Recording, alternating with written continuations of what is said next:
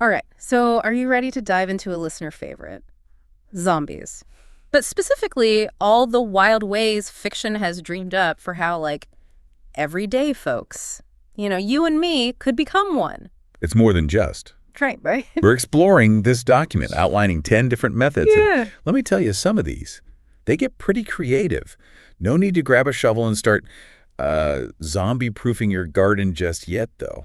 It's really fascinating how you see these different methods, and they reflect deeper anxieties. It goes beyond just the fear of death, Yeah. It's about that loss of control of our bodies, our minds, maybe even our humanity itself. That's a great point. So, okay, let's just kick things off with the classic, shall we? Viral infection. Huh. The cornerstone of so many zombie stories. Yeah. And I think it really taps into that primal fear of a contagious outbreak that just spirals out of control. It definitely plays on those real-world anxieties about pandemics, especially when you see how fragile healthcare systems can be. Yeah. It's that chilling reminder that we are all vulnerable to these microscopic forces that we can't even see. Exactly. I mean, think about The Walking Dead. Slow, shambling hordes, and just a bite. That's enough to turn you. Then you have 28 days later, where the infected are terrifyingly fast and aggressive. And it's not always just biting. Right. Sometimes it's blood, saliva, even just a scratch. There's that constant tension of not knowing how it spreads, which just amplifies the fear. But what if, Yeah. instead of a virus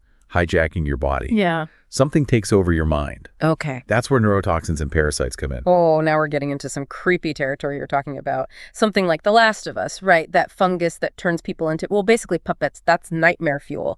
What makes that fungal infection in The Last of Us so uniquely terrifying? And how does it differ from, say, a virus taking over the brain? Well, what's so unsettling about the fungal infection is the way it completely subverts the host's will. It's not just about spreading chaos. It's about control.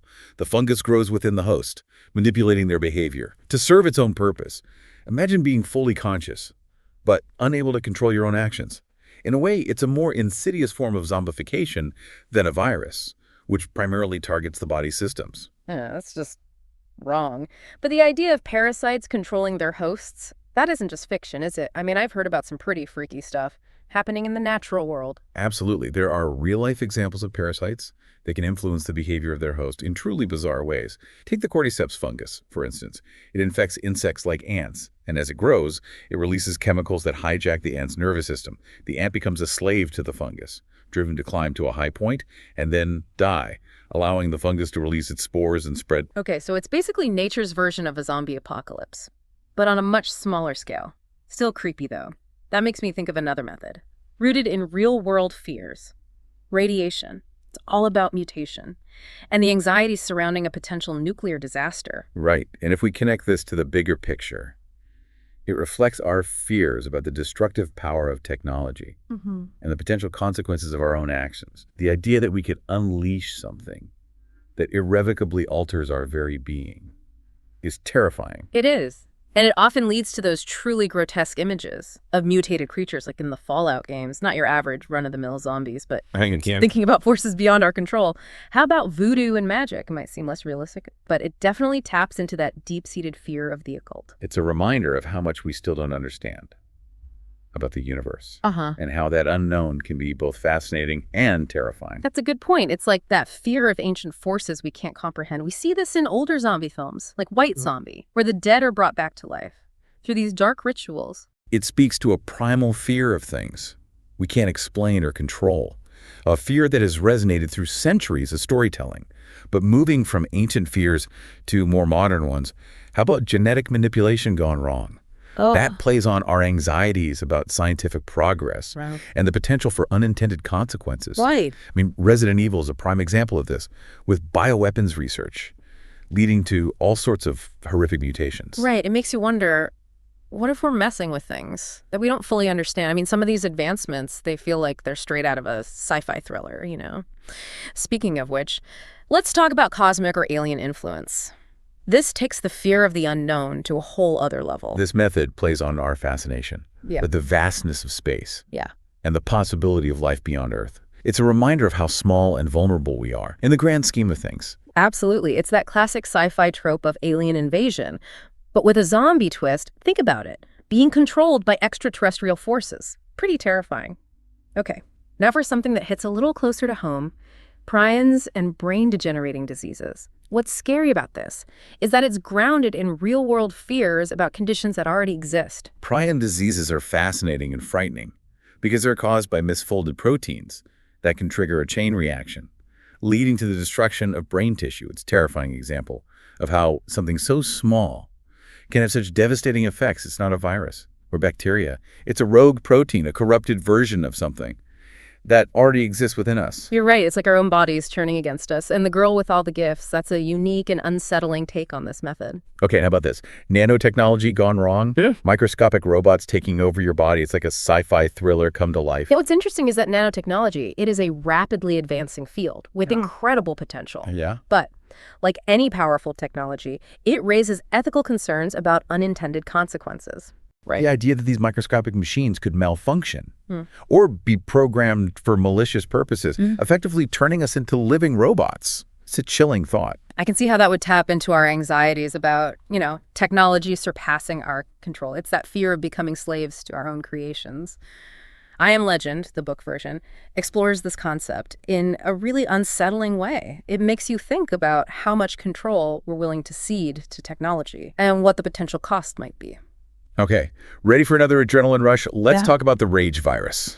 This one is particularly primal, isn't it? Yeah. It's the fear of losing control, of our base instincts, becoming consumed by violence and aggression.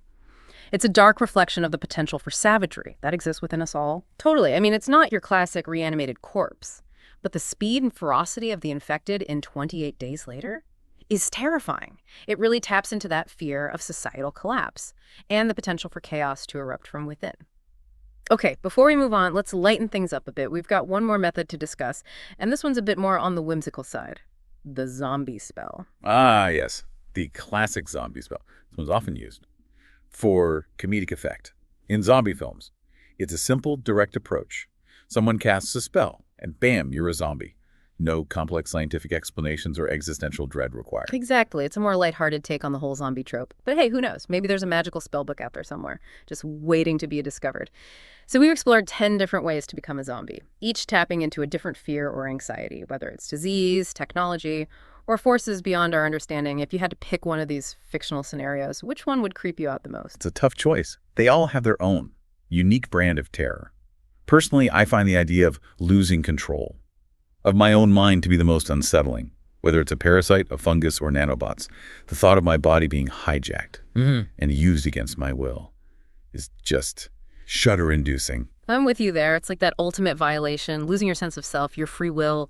And what's so interesting is that all of these methods, in their own way, reflect our anxieties about the loss of control, whether it's control over our bodies, our minds, or even society as a whole. Exactly. It's almost as if the zombie itself is a blank canvas onto which we project our deepest fears.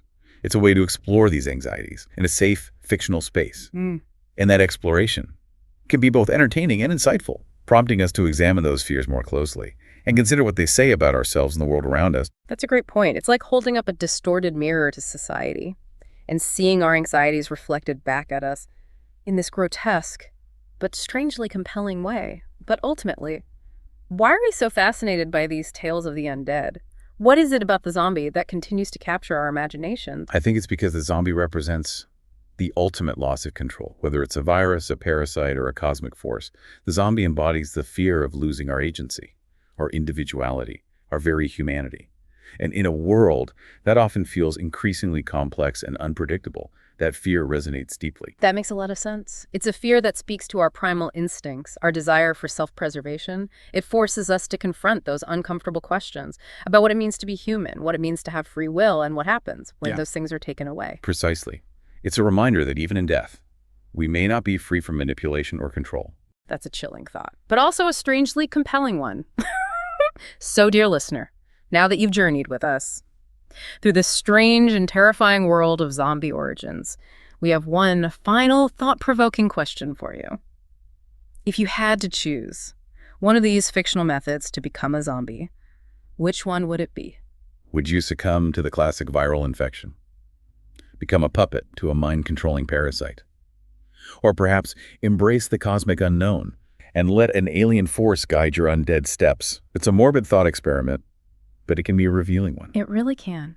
What would it be like to experience the world as a zombie? What aspects of your humanity would you cling to? What new unsettling instincts might take over? And perhaps most importantly, what does your choice say about your deepest fears? It's a question that really makes you think, isn't it? It is. It's like peering into a distorted reflection of yourself and confronting the things that truly scare you. And sometimes that confrontation can be a valuable experience. It can help us understand our anxieties better and maybe even find ways to navigate them in the real world. I like that, turning those zombie anxieties into something positive. So we've covered a lot of ground in this deep dive. We've seen how the concept of zombification can represent so many different fears, from disease and technology to the unknown and the loss of control.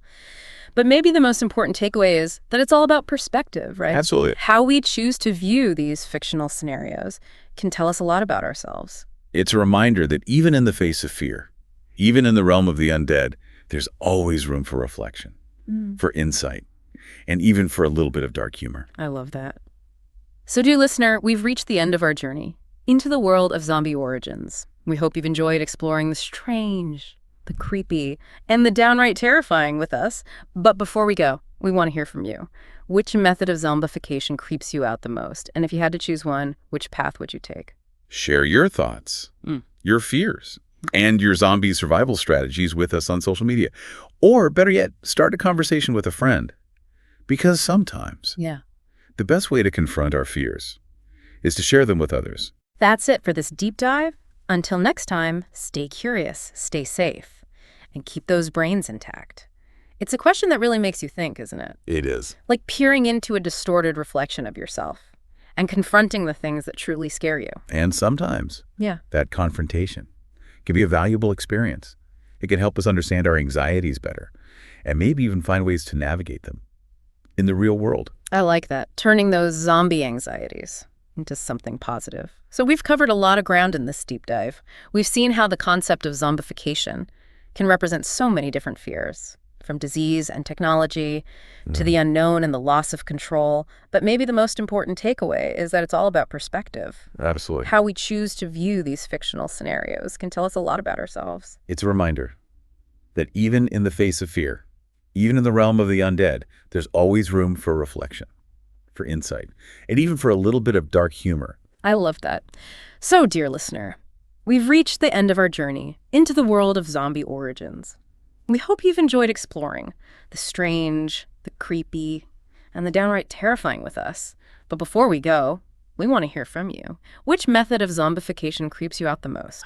And if you had to choose one, which path would you take? Share your thoughts, your fears, and your zombie survival strategy with us on social media. Or, better yet, start a conversation with a friend.